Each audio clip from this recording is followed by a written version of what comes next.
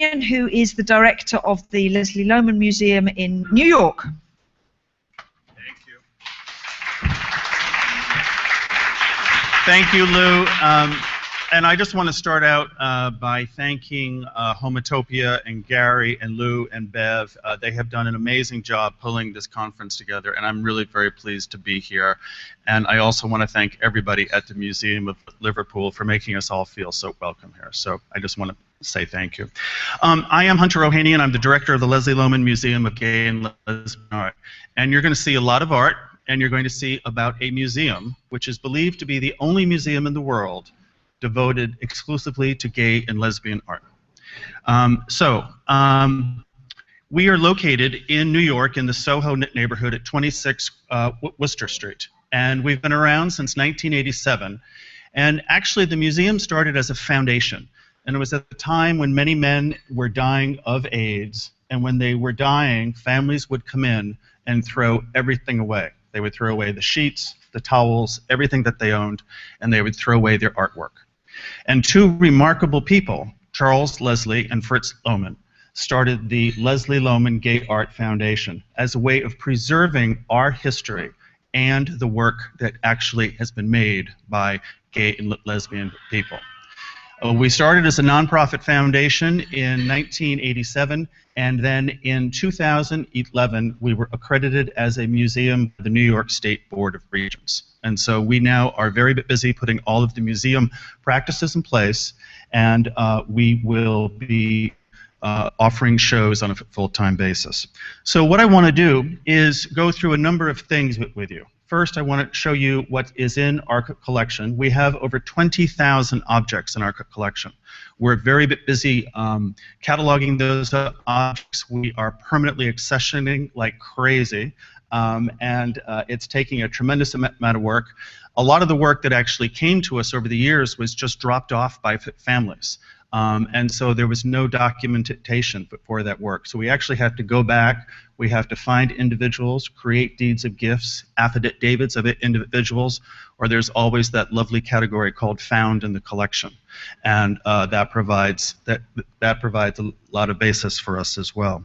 I also want to tell you a little bit about our exhibitions, and then I'm going to tell you a little bit about our outreach, and then at the end, if we have some time for questions after Michael finishes, we can do those.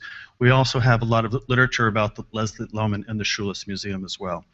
So let me start by going through work in the collection.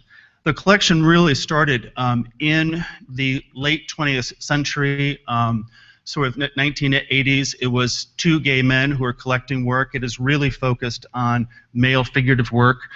Bernard Perlin, who is a close associate of Paul Cadmus, we have a lot of his work in the collection. James Bidgood, many of you might know this work. He was making these amazing things in his apartment in Hell's Kitchen. He's still alive today at 91. Patrick Webb, a huge series of paintings that we have by him right now. We have a lot of French academic work and a lot of male figurative work from this period. We did a major show on the New York piers, which were a major gay cruising spot in the 1980s before AIDS hit. And so we have a lot of work documenting what happened in New York on those piers. This piece is by Shelley Seacombe. We have the hugest trove of Neil Bates' work, Blade. And Blade's story was really very unusual in the sense that he was one of the first people to actually create male homoerotic work and put it out there. And he actually had it out there. It was confiscated by the New York Police Department in 1947, and then bootleg copies of it were reproduced and reproduced and reproduced. He never saw any of the proceeds from that. And when you look at the writings of people like Tom of Finland, he says that this was some of the very first work that he saw that actually gave him the courage to be able to make this kind of work. His entire estate was left to the foundation. Jim French, we have a lot of work under the name of Colt, Jim French, and Lugard. Ed Cervone, Harry Bush, we have a huge amount of that work. And of course we have a lot of Tom's work as well, and have worked with Dirk and the Tom of Finland Foundation. Michael Kelly, beautiful figurative work. Amos Baticher is alive today and working in Baltimore. He spent most of the 70s and 80s documenting these. He actually handwrites the stories about the individuals around the edges and makes unique objects out of each and every photograph that he makes. We have over 7,000 collection. John Lesnick, Shay Adams. We from outsider artists. Those are very important. About a year ago, a gentleman came to me who said his lover died a few years ago, and he had 77 boxes of work that his lover had spent his entire life, and they were filled with all of these cutouts from porn magazines, gay male magazines, AMG magazines, physique pictorial, and he would make these giant scrolls with these things. And it was 77 boxes of this work. We actually gone through all of the work to be able to catalog it. Ingo Swan. This is somebody who actually was hired by the U.S. Defense Department to teach the United States military during the Cold War. He got the U.S. Defense Department to believe in a theory known as remote viewing, that they could actually see what was going on the other side of the wall. He was a big speaker on the visionary circuit. Meanwhile, he was at his home in the Bowery making collage after collage after collage, just like this. And I think the title of this piece is called "Not All Subjects Are Equal." And I just thought this would be a nice one to show you as well, too. Patrick Angus, Don Bacardi. We probably have about a dozen pieces of Don's work in the collection. So we also have been acquiring a lot more work. We get it as gifts, or we purchase work as well, too. This is a new acquisition that we got by David Wojnarowicz. We just got a $500,000 gift from the Peter Hujar Foundation of 32 silver gelatin prints by Peter Hujar, which is just an amazing collection. And the Bruce de St. Croix series, which this is one of the 4, will be the only museum in the world that actually has all 4 of that series. Attila Richard Lucas. Andy Warhol, we probably have, I would say, 15 pieces of Andy Warhol's work in the collection. Dwayne Michaels, several hundred pieces of his. And a dozen pieces of Duncan in the collection. Charles Demuth. And recently we've been trying to gender balance the collection as well, since the orientation where it began was in a gay male in the height of the AIDS crisis. We're now rapidly adding more work of historic value to our collection. So we have been adding work by Bernice Abbott, Catherine Opie, Grace, Deborah Bright, Kathy Cade, Jeb, Angela, T. Corinne, Jacob Love, a young artist, Harmony Hammond. And this is a young Soviet artist who actually has done a wonderful series of Russians who've received asylum in the United States based upon the fact that they're gay. His work is really amazing. He's been doing these photographs all over New York. They're completely naked, as if they were born again, but in places like Central Park, on rooftops, and these wonderful places. It takes them at about 5 o'clock in the morning so the police don't grab them. Luigi and Luca. So exhibitions. We mount between 6 and 8 exhibitions a year, and we'll go through these pretty fast. This was a show that we did in the end of 2012 into the beginning of 2013. Our exhibition space is about 2,000 square feet, is our main space. This show is called Diaries, and it was curated by Peter Weinmar, and it is of 11 Italian photographers.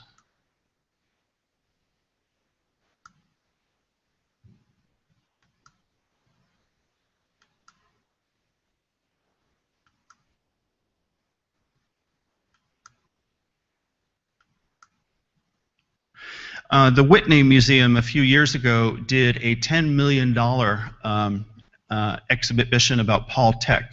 And despite the $10 million, they forgot to add the fact that the man was gay anywhere on the wallet labels. So we decided to actually do an exhibition just based on that one, which focused exclusively on Paul Thek in the early 1950s and mid-1950s, his relationship with Peter Hujar, Joe Raphael, and several other artists. So this was Paul Thek and his circle in the 1950s.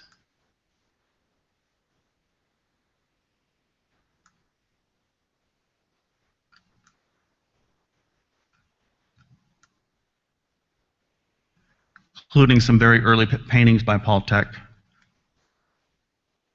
Those are both Paul Thek paintings as well as the drawings, including letters of him expressing his love for Peter Harvey. And of course, these are some iconic Peter Hujar pictures of Paul Thek. We then discovered an artist by the name of Sasha Snyder, who died in 1927, I want to say, and a German artist who was very popular. He was known as the artist who did the cover of a lot of the Karl May novels, and he basically was forgotten. And so this exhibition we offered last fall into the beginning of this year, and this is now on view at the Schwules Museum in Berlin. All of this work was brought over from one collection in Germany to New York.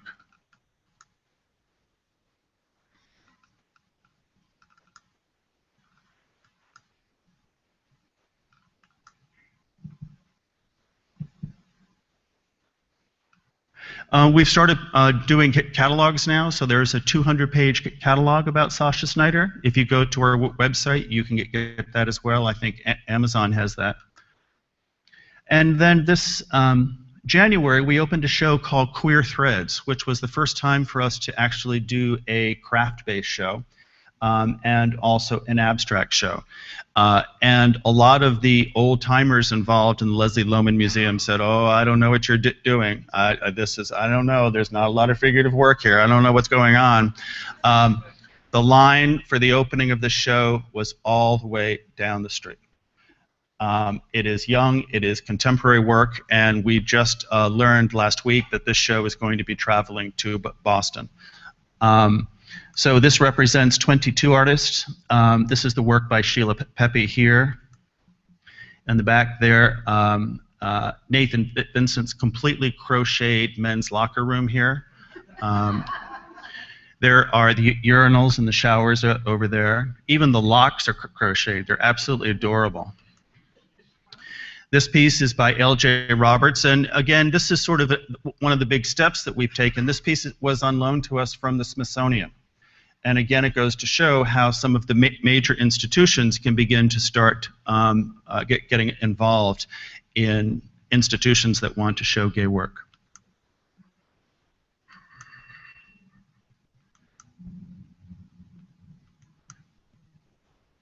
We do a lot of programming as well too. We bring in, our attendance this year will probably be slightly under 30,000. And the first quarter of this year, we've actually been up in attendance by 185%, but based upon what's been going on there.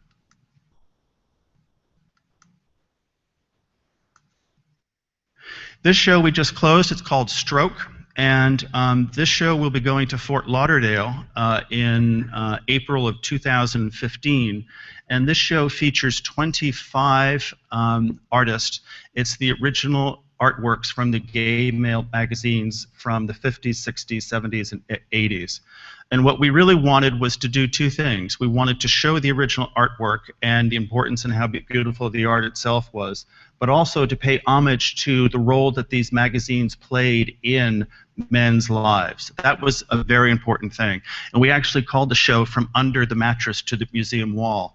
And because really it was something that men really hid in their lives. And so we wanted to put it out there. This show ended up on page 3 of the style section of the New York Times.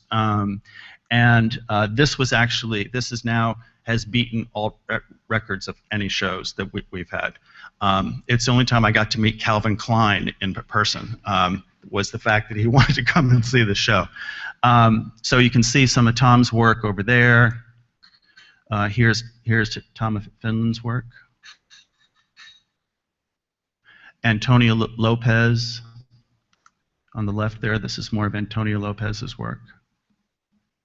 About half of the work from the show is from our collection. The rest was borrowed from the individual artist or from private collectors. This is the work of Mel Odom, Benoit Privot from Paris, and Richard Rosenfeld. And you can see in this one right here, what we tried to do was actually put the original artwork as well as the spread from the magazine itself for people to be able to have context for the work. Michael Briette. That's the Hun over there on the left, Rex over here. And actually, this was a real afterthought, but from a museum experience standpoint, it was probably one of the most popular things. In the center of the exhibition space, we put this trough filled with magazines, and it was really do touch, do look, and be able to look at them.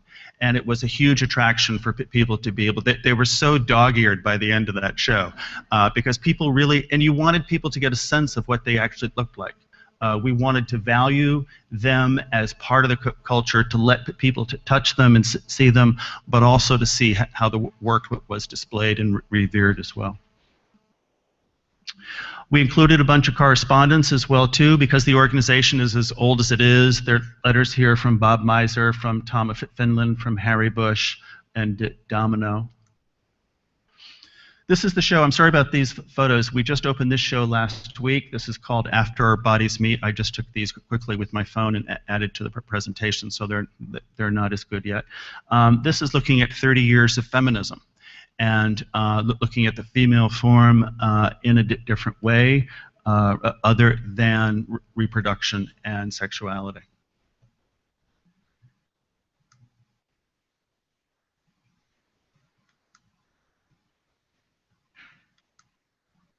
In addition to the space that we have at 26 Worcester Street, we still have our original basement space. We started in a very small basement space on Prince Street in Soho. And one of the two founders is still alive, Charles Lesley, and he's 81 years old and very healthy. He still owns that space and allows us to use it as an exhibition space. So that is our Prince Street project space. And very keeping with Charles, I just picked this slide because Charles wants the exhibitions really to be as nasty as he wants to be. And it really is the ability where he doesn't want anything to be self-centered. He's no longer on the board, he's no longer involved, except the fact that he has the space. And so we do drawing workshops in the space, and then we do weekend pop-up exhibitions down here. And this is an opportunity for us to offer exhibition opportunities for younger artists. We kind of hand the space over to them, and then they do the installation. We do an opening on a Friday night, and then they're there Saturday and Sunday. They deinstall on Monday, and then we do classes again on Tuesday and Wednesday. They're extremely popular. They have their own following as well. This was another show we just did down there of gay comics. I think that is from that show. And that's also a basement show as well, too. And our third exhibition space are really the windows in the front of the museum as well. We curate these. We use every possible space that we can. So this is what we call our Worcester Street Window Gallery. And here you can see the view of an installation last year from the inside.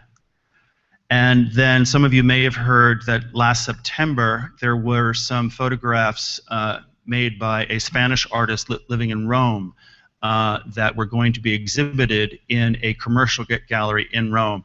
And the Vatican sent this letter out to them saying that they were not allowed to exhibit those photographs because, number one, there were not legal releases for the inside of the spaces, and number two, having images of same-sex couples kissing in the churches was considered against Vatican law. So, of course, all I had to do was hear that and see that. So I immediately contacted the artist, and I said, can you do me a mock-up of those images in our Worcester Street window? This is what's in front of the museum right now. So there was his sketch, and that's actually, it's a little difficult to photograph because of the reflection in the windows, but that's what's there right now.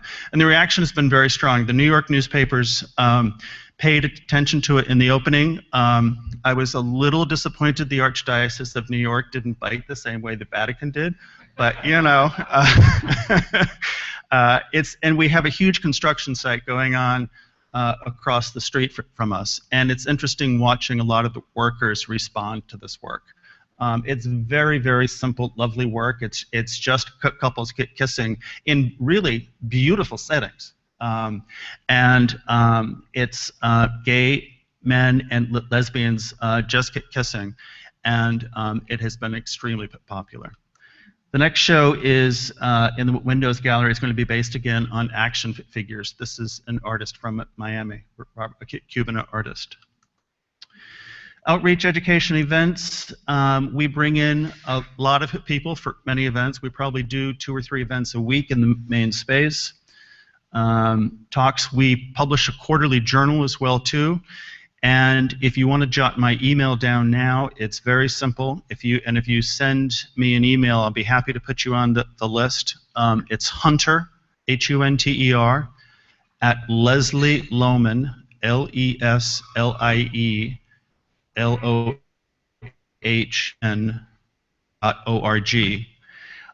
So we publish the archive. That comes out quarterly.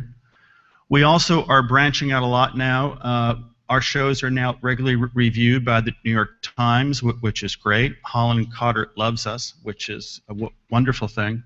And we now do banners throughout the city to be able to let people know what's going on. We do a fair number of readings. Some of you might know Slava Magutin. He just launched his most recent book there. We do a lot of work with the GMHC. We have collaborative arrangements with 3 different organizations in New York and offer them exhibition space. We actually have a Young Patrons Council now, which is amazing, and we're incorporating and bringing them in as well. And this year we were the host for the New York reading of the Lambda Literary Awards. And this is the recent reading that happened about a month ago. This was during the Stroke exhibition. The Rockefeller Foundation and the American Alliance of Artist Communities reception there. And we also use the space for performances as well. This was in the beginning of July last year. We have been selected as the #1 place for gay culture in New York by Time Out magazine, which is sort of an odd title. But yet again, just to prove that you can actually bring this to a serious museum setting. You can bring people in, you can raise money, you can do all the things that you want to be able to do and do it in a museum setting. We're a fixture in the New York Gay Pride Parade with this giant pink Oldsmobile, and that's Charles Leslie right there in the center. There he is in the center there. Work we did with GMHC. Scholarships we sponsor. There's only one artist residency program in the whole world that supports gay and lesbian artists. It's on Fire Island, and we support one of the artists there. And we've now started doing art fairs. We've been doing regional art fairs in the United States. This is one in Buffalo, New York, And we will start going to the larger ones as well too, to be able to get the name of the museum and the possibilities out there. We keep a huge website, and the website, of course, is very simple. It's lesleylohman.org. And you can see, you can explore the collection there, you can download a copy of our journal there, and you can sign on and get email things as well too. So the challenges for a museum like this, I think, are really twofold. We really started as a nonprofit organization collecting artwork and for putting together a museum, particularly when you don't know where a lot of the work came from. And so that has been a huge challenge. But I think that we actually are dealing with that in a very straightforward manner. I think the second challenge is actually gaining respectability within the museum community. For a long time, I think the Lesley Lohman viewed itself really just as an outlet toward the gay community in New York. And now we view ourselves as a place that anybody should be able to be moved and touched by the exhibitions. Our mission is very clear. We collect and we exhibit work which speaks to the LGBTQ community. It's of high aesthetic value, and it is typically denied access through other mainstream venues. That's really the part that we sit in. We will never be the repository for all the Warhol or the Keith Haring work, but we will be the place that you can actually see shows and respond to shows that other museums won't show. And so that's why this has been a very interesting conference for me, in hearing about how other institutions address issues of gender and sexuality in the exhibitions that they do. I think I said yesterday at one of the sessions that in any museum, it's got to be an educational institution. And you can't educate without telling the truth. And so to the extent that gender and sexuality is part of somebody's story, we want to be able to show how it can be done in a very tasteful and professional manner. So thank you. And it's now my pleasure to introduce from the Schwules Museum, Michael Furst.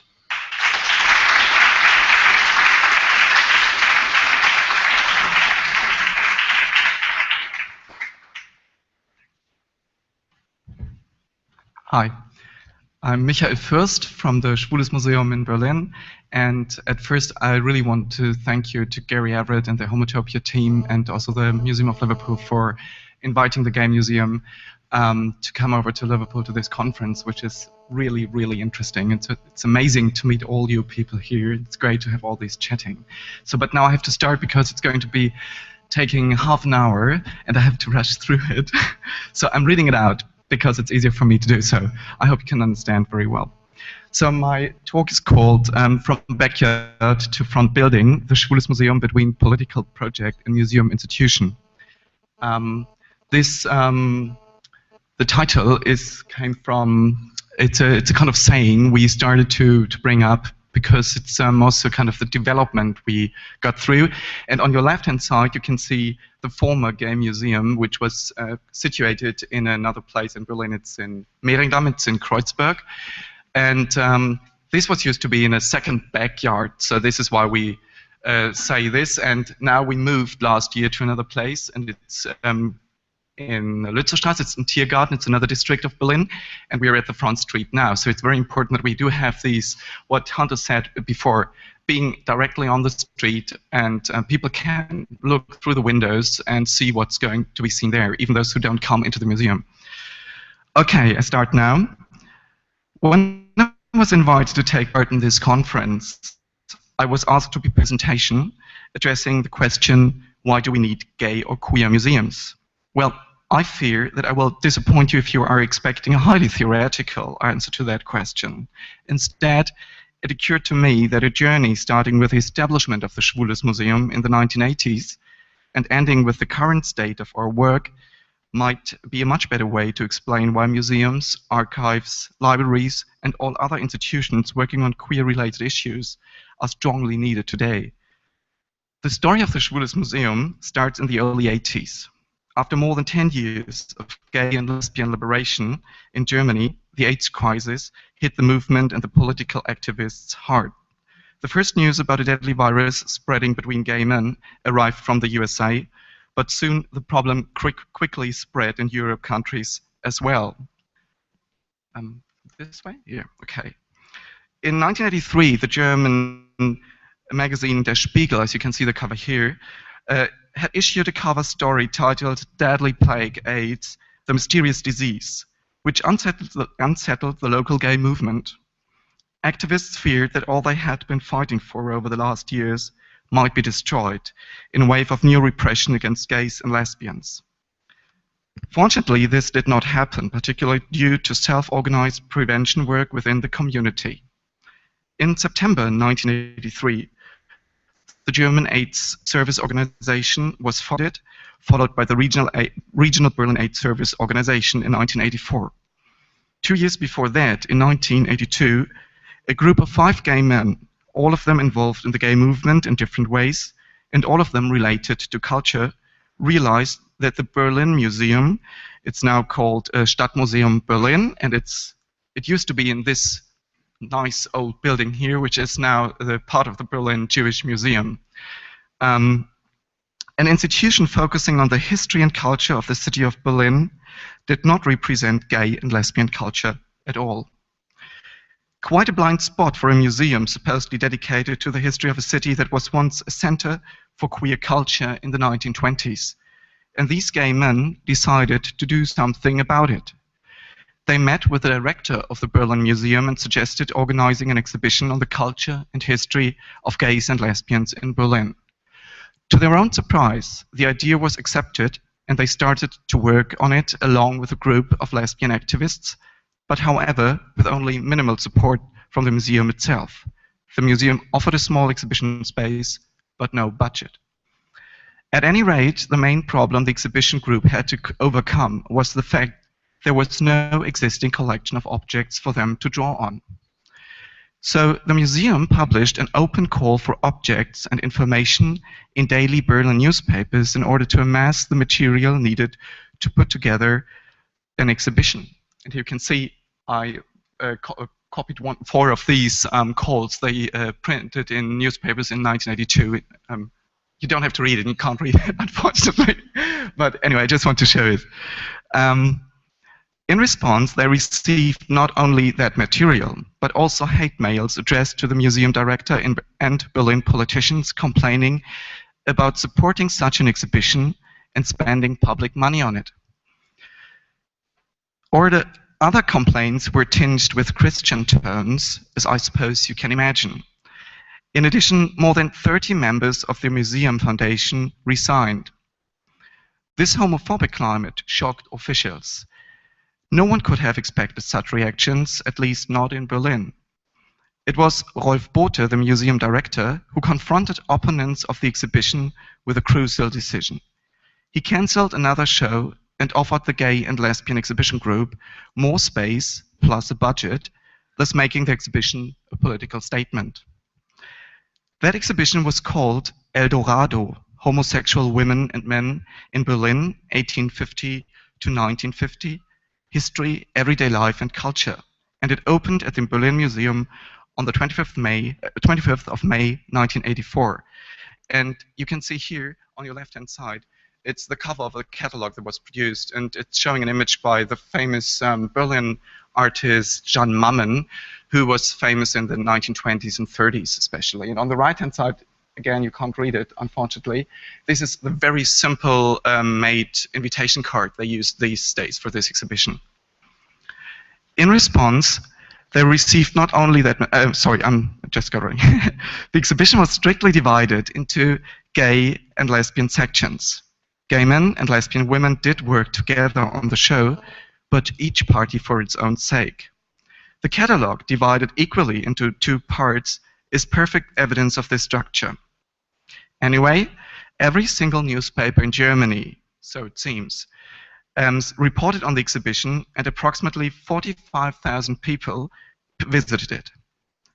El Dorado, the title came from the name of a famous 1920s Berlin bar, gay and lesbian bar, was an overwhelming success and became the starting point for a new project, setting up a whole museum focusing on the history and culture of gay men. And here you have an image on the left-hand side of this bar El Dorado, which is used to be in it used to be in Schöneberg in another district in Berlin. And the left-hand side is a photograph from the 1930s. And on your right-hand side, on top, there is an advertisement of this bar from the 1920s. After the personal experience of working with lesbian women who favored a strictly separatist approach to the history of homosexuals, the men developed their plan to establish a museum for the history of male gay culture, addressing gay men only. On the 6th of December 1985, the association called, in German now, Verein der Freunde eines Schwulen Museums in Berlin e.V., so literally translated, Association of the Friends of a Gay Museum in Berlin, was born. And this is a plaque outside of the wall, former place.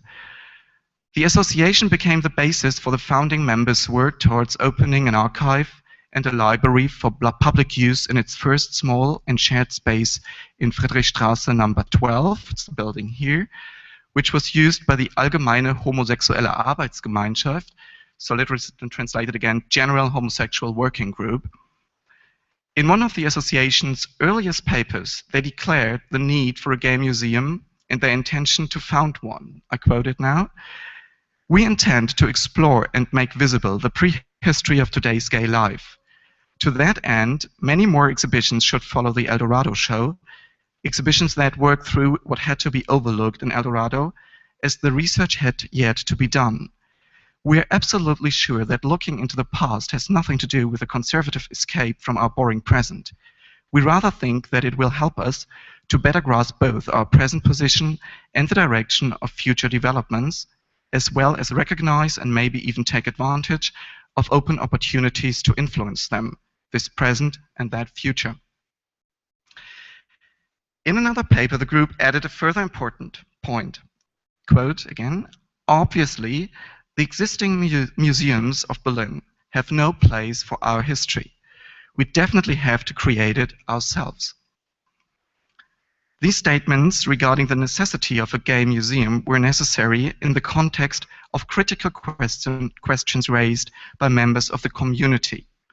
Questions such as, and it's another quote, don't we have more important things to do, like doing something about AIDS, a virus that doesn't care about a museum? From the outset, the Association of the Friends of Gay Museum in Berlin depended on help from the gay community to acquire anything that could be part of a museum's collection and then be shown in exhibitions, from high art to personal everyday objects. But they were also looking for money and volunteers to put their idea into practice. On the 17th of May 1986, the first small exhibition called Furst opened, and everybody was invited to bring his own private objects and donate them to the museum in order to let the collection grow. While this small show was used to introduce the new association and the museum to the public, the team of the Schwules Museum organized its first real exhibition in winter of the same year, called Yak, 90 Years of Homo Press. And I brought another bad quality image, but I haven't had a better one. It's the exhibition poster they published those days. As you can see, it was from a clearly activist impetus that this museum was born, by and for the male gay community, but it did include lesbian issues from time to time. The museum has been operating without a break, but with some occasionally radical changes that I would like to sketch you briefly in 6 steps. So step 1, it's 1988. The museum moved from Friedrichstraße into a back courtyard building at Mehringdamm 61 in Kreuzberg. They had more exhibition space at this new location. The museum grew constantly over the years. More than 100 exhibitions were realized, and most of the work was done on a volunteer basis following idealistic and gender political convictions. So this is just the inside of the old gay museum, I call it. And I'm not sure if you can see it, but it's quite a rundown building, and it kept that way for a couple of years, for all the years. And this is part of the archive and the library. Step 2, 2004. The permanent exhibition Self-Awareness and Persistence opened. The show was planned as an overview of 200 years of gay history and culture. It followed a strictly chronological scheme telling a dual narrative of oppression based on homosexual orientation and the political and social achievements of the gay movement. And here you can see another images of this permanent exhibition inside the old gay museum. Step 3A, 2005. Birgit Bosold became the first lesbian woman to join the board of the Schwules Museum. Step 3B, 2007. I was invited to join the museum's board as its youngest member and with an academic background in queer and media studies. Step 3C. From 2008 on, Birgit and I advocated changes in the museum's content within the board. Although the museum itself was by then part of the history of the gay movement, it ran the risk of musealizing itself if it failed to take recent developments in gender studies and everyday life within different gender communities into account as part of a queer cultural history. Exhibitions and events needed to thematize new issues and attract new groups of visitors. This raised a crucial question. Are you going to change your name? Is your name still appropriate? These questions were discussed within the museum team and at a public event. The conclusion was clear. While the historical name should be preserved, something had to be added to signal the new openness. So we decided to add the queer star to our name as a sign of gender inclusivity. So you can see it here. I don't know if you call it, what you call it like here in Britain. It's trans star, or we say queer star. It's meant more open. Step 4, it's 2008, acquisition of the Sternweiler collection. Dr. Andreas Sternweiler, art historian and one of the founders of the Schwules Museum, had built up one of the largest private collections on homosexual culture in Germany, a collection consisting of approximately 6,000 pieces of artwork and other documents. The museum raised public funds and private donations to purchase the Sternweiler collection as a source of material for exhibition and research. And here you can see Andreas Sternweiler handing over his exhibition. We had a kind of event going on in the museum. Step 5. Since January 2010, the museum has been receiving so-called institutional support from the Berlin Senate to the tune of about 250,000 euros annually. This sum covers the rent and makes it possible for the museum to employ its first ever managing director and archive, 2 positions aimed at professionalizing museum operations. Step 6, 2013. After years of searching for an appropriate new space for reasonable rent, a new location was found and the museum moved to Lützowstraße 73 in Berlin-Tiergarten. And there where you find the star, there it's where it's located. I don't know if you're familiar with Berlin, but it's very close to the National Art Gallery, for example, and other important places. And this is the opening party we had going on with the mayor of Berlin, just opening, you know, that he's a gay person, and he was opening the museum. And here you see 2 images before the opening, of course, and they were brand new, so without people in it, unfortunately. But this is what it looks like now. This is the entrance, and this is our cafe area. The move was necessary as the building at Mehringdamm was in poor condition, and the archive and exhibitions were outgrowing the space. The new location has doubled the museum space from 800 to 1,600 square meters, of which 600 square meters are used for exhibitions. The remainder is used for the library, offices, workshop, cafe, and archive. So I now show you some pictures. This is the first floor with, as you can read, office, library, and workshop. So it's down here, so it's the biggest space there. And here you can see on your left-hand side is the library where you can work. It's open for public during the opening hours. This is the office area, and these are the toilets I just showed, because not everything is black and white. We have these kind of pink things in the toilet areas everywhere. And maybe this is an interesting thing I want to add. We don't have gender toilets. they're all gender toilets. And we do this as well in the visitors area as in the office area. So it was important for us. But it wasn't a discussion as well. So, and this is the ground floor with the exhibition spaces, cafe, and shop. Just some impressions of the exhibition space, and you can see there they look totally different to the space we had before. Approximately 18,000 people visit the museum each year. 70% of them are tourists from countries outside Germany.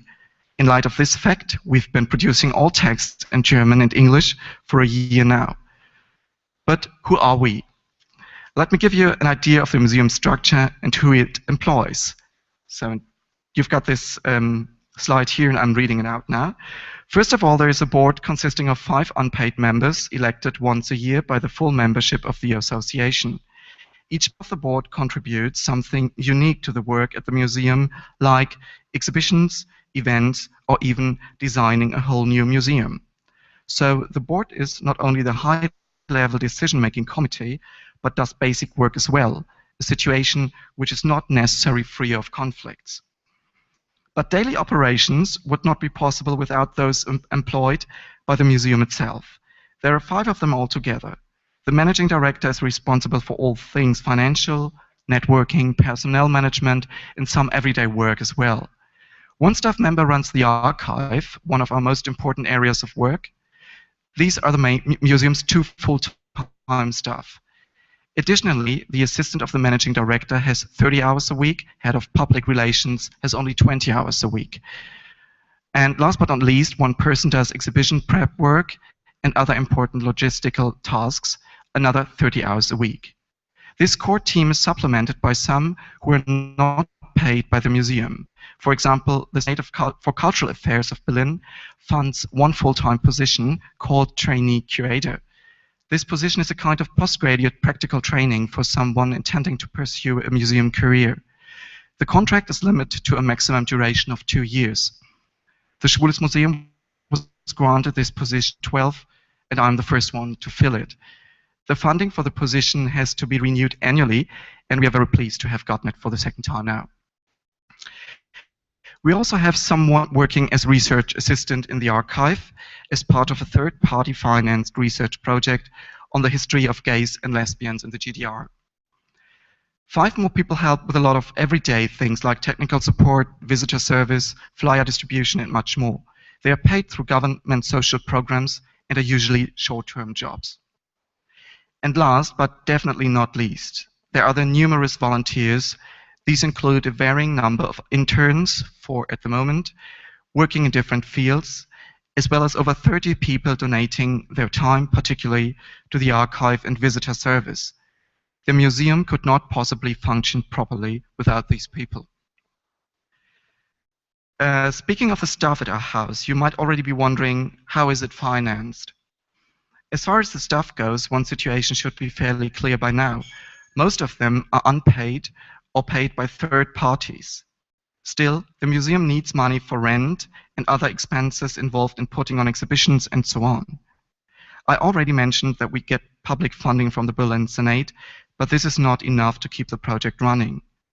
Other sources of funds are exhibition entry fees, guided tours, association membership fees, and donations. Sales of books, posters, postcards, DVDs, and so on are at the museum shop generate income, as do the sales of beverage and snacks in our new cafe. Exhibitions are generally allotted a modest budget of around 5,000 euros each, but some are also co-funded by partners and some are financed by public funds. That's it. Up to this day, we still do not have a sponsor or a group of sponsors to help the museum finance further professionalization. Before finishing, I would like to give you an impression of the current state of our work by taking a look at our current program. Out of the museum's 4 ground floor exhibition spaces, the first space is occupied by our temporary permanent exhibition called Transformation. No, it's not in the image anymore. We mounted this show for the grand reopening of the museum in May 2013. Rather than telling a coherent story of the development of the gay and lesbian movement in Germany, as we had done in our previous permanent exhibition, This show seeks to depict gender roles and sexual constellations throughout the Western history as unfixed and mutable, if not malleable. Nearly all objects in this exhibition are from our own collections, and many are accompanied by contextualizing wall texts. The show is loosely chronological in structure. This loose structure allows and even requires visitors to find connections between the objects on their own. This is because the curators did not want to direct the visitors in one single way, but rather leave them free to find what they are interested in and write their own story as they navigate through the exhibition. Some visitors are very satisfied with this concept, but for others it asks too much of them and they feel lost. We will take a different approach with a new permanent exhibition planned to open next autumn. The remaining 3 spaces house temporary exhibitions, usually 3 months in duration. 2 of these years' highlights have been an exhibition of photographs by the famous South African artist and queer activist Zanele Muholi, for which we cooperated with Queer Amnesty. And these are photographs from the opening, and you see Zanele on your left-hand side on top. We did a discussion with Queer Amnesty before the opening, and she was on the, how do you say, panel. Right, thank you. Yeah, and especially the show on the German artist Sascha Schneider. Hunter told you about it already. You see some impressions as well. It looks very similar to the show they did in New York. And you see the curator, Jonathan D. Katz, on top on the left, which we were able to take over from and put on in Germany with the kind support of the Lesley Lohman Museum. This was our first cooperation. Most objects in this exhibition come from one single German collector, and there are so many of them that we had to spread them over 2 spaces. Both of these exhibitions are still on view until the end of June. Amongst the first exhibitions and accompanying events planned for this year, and here's just a brief overview, and please apologize, I didn't translate every single exhibition coming up, just a few, and it's just to give you an impression of what's going on. I would like to emphasize 2 new experiments. The first involves shorter exhibitions with young artists.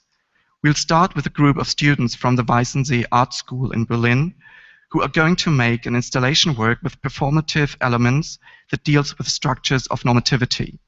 The second experiment is our first show for kids. It is going to be an exhibition on the Moomin stories by the Sweden-Finnish artist, illustrator, and writer Tove Jansson.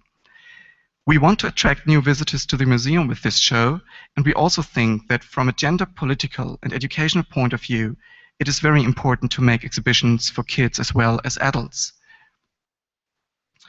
So, as you can see, we do a few different exhibitions each year. Most of them are curated by museum staff, but some are initiated by outside curators. The selection of exhibitions does not follow any kind of grand plan. Instead, it is driven by the ideas and proposals of those people who want to do something. There's frequently an art emphasis, even though we consider the Schwules Museum to be one with a cultural historical approach. In that respect, it is quite important for our work to both make gay, lesbian, and transgender history visible, as well as present current queer perspectives in art, politics, and everyday life. Both ends of the story are closely related to and connected with each other. It has to be one of our tasks to make this obvious because we often have to face critique from both directions. The work we do is too gay, meaning too focused on the idea of gay identity, or too queer, meaning too focused on mere theoretical academic talk about deconstructing one's gender identity. Right now, we are also taking our first step in developing educational programs for kids, young adults, and students, which put our knowledge and the objects in our collection to informational use. We're really looking forward to next year. For the very first time, the Schwules Museum is going to cooperate with the Deutsches Historisches Museum, the German History Museum in Berlin. And these are 2 images of this museum from the outside.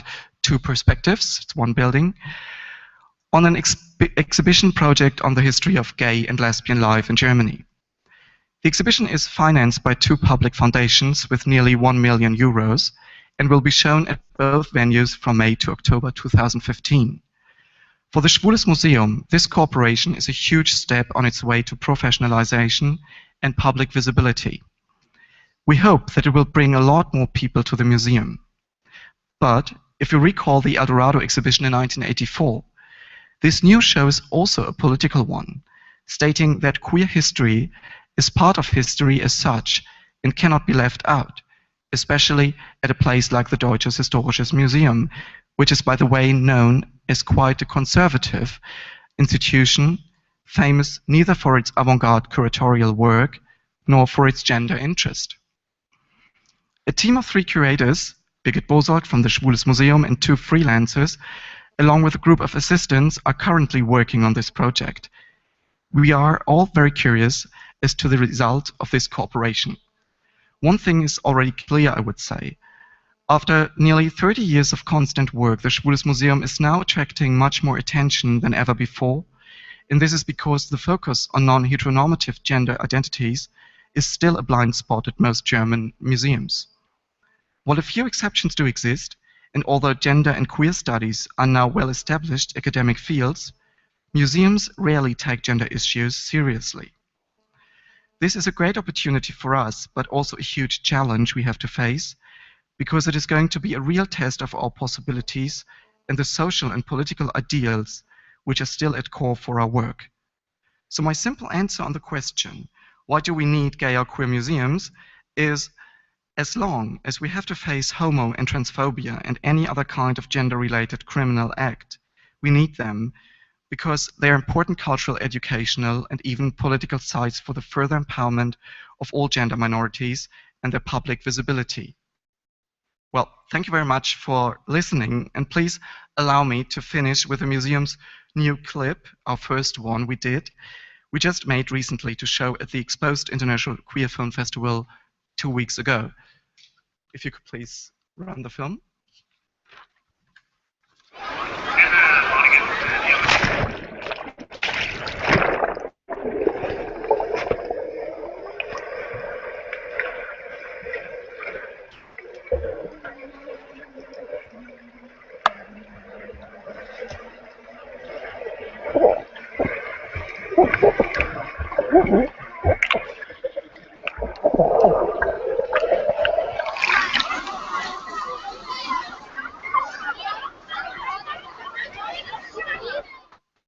So that's it. Thank you.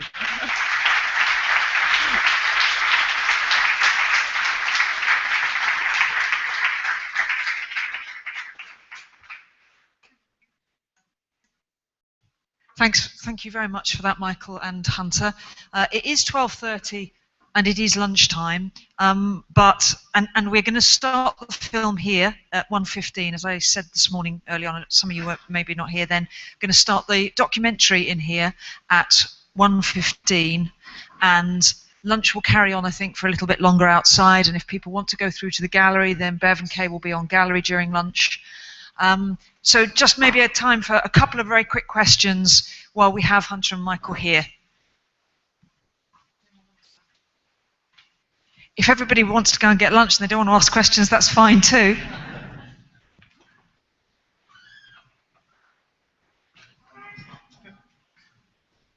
I was really interested to hear more about the Stroke gallery exhibition, because I'm involved in doing the Queer Media Festival in Manchester, and it seems to be a really appropriate link with art and media publications, and I wanted to see how, are you going to do anything more like that, or how did that idea come about? I don't know that we have more like that planned right now, but I'd be more than happy to tell you there's 70 objects in that show. About half of them came from our collection. That show's already scheduled to be traveled ones. They're all the original pieces of artwork in that show. It's been very thoroughly researched and curated, but I'll be more than happy to share any of the information. We did a catalog on that show as well, too. Also, for all of the exhibitions that we have, I know I raced through a lot of that fast, but you can go to the website and there are full exhibition pages, and all of those pieces are up there as well too. We'll be around if people want to ask questions, but thank you all. Oh, sorry. So are your archives accessible if people wanted to come and look? That's a great question. Our archives are completely and totally accessible. We have over 2,000 artist files there, individual artist files, as well as the 20,000 objects. They're located in 5 different spaces. And a lot of them are available online, but I have to say it's sort of a skewed view of the collection that's available online. But if you contact us and want to do research about a particular artist, you can just make an appointment and you're assigned a desk and a carrel and a computer, and you can do research on the collection. It's there. We have people there doing research every day. Okay. Go on. Thank you. It's, I suppose, more directed at Hunter, but both of you, you talked about the name of the museum changing in Berlin to be less lesbian and gay specific. Lesley Lohman, I think, still says lesbian and gay. In London, the film festival changed this year to be a non-gender or sexuality focus to this idea of flame, which is kind of, doesn't say anything, but kind of, it does say things. I wondered, I mean, I'm aware that my own identity has kind of shifted and changed within my lifetime. Obviously, generational, a museum which spans generations will have its own history and also aspirations to reflect what's current and in the future. I was wondering, particularly for Hunter, I think, what discussions you've already had about the name of the museum. Will it change? Should it? Shouldn't it? Those kinds of things. Yeah, it's a great question. It's something that we deal with all the time. I'm a little bit into the trap. The 2 founders here, Charles Lesley and Fritz Lohman, it's named after those 2. But I can't tell you the number of times that we get telephone calls for the Lesley Lohman Museum. Yeah. We have nothing to do with Lesley Lohman at all. But that's the first part. We have to deal with the Lesley Lohman name. But then there is the Museum of Gay. I have to say, I personally just refer to it as the Lesley Lohman Museum. I want it to become known as the place for the entire such a great way. I think as time goes on, you'll see those words drop off our name, and we will have more confidence to be able to shed those words. It is a process. And older who still embrace the words gay and lesbian. It's a major part of what their identity is about. But we are very aware of the fact that those are very limiting for a lot of people. And you don't always want to have to read your missions. You are. So it is a process, and I think you will begin to see the words sort of melting away. I really don't know what to add because it's nearly the same with us. The only difference I would say is that we had this museum, and so already in the name it's clear what it meant. But I tried to explain when we were thinking about doing new exhibitions, new subjects that we didn't. Well, the first thing that came up was, why don't you call yourself Queer Museum now? But we were very, very sure in the board, this is the thing we don't be. Because queer is such a labeling element that each kind of paper which is so gay or so lesbian puts queer on it. So, and for me, queer is a really an important term because it's about much more than just meaning gay, lesbian, and transgender. It is a theoretical term.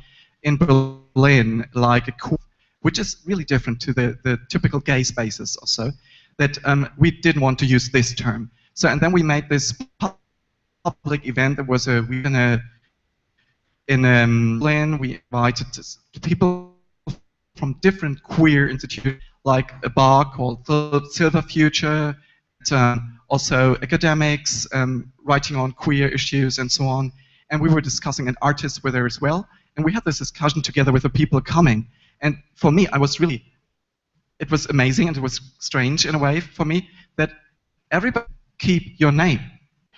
Maybe you can think about changing something like a subtitle or anything else, but first you have to, because this is where you come from. But what they also said was, what you do have to do first is change your things you do. You can think about a different name. So, and what we did was we started changing things and add the star, and we're quite happy about this because it is a kind of symbol we can use, and it fits very well with the name and the logo. And I think we don't lose our past this way.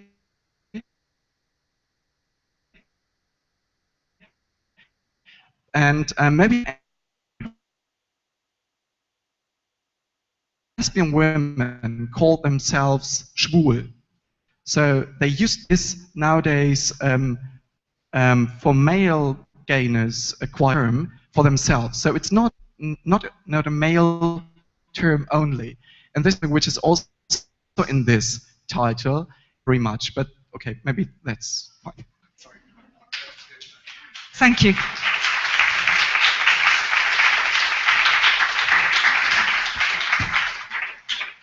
Thank you both so much. And it is lunchtime now. We do need to take a break. So I'm just going to quickly run through how we changed the day again to remind people. Some people weren't in the room at the time. We are lunch break now. We're going to film I Am Woman Now, the document here from 1:15. Run until 2:45. There is a tea break, which will start anyway out there.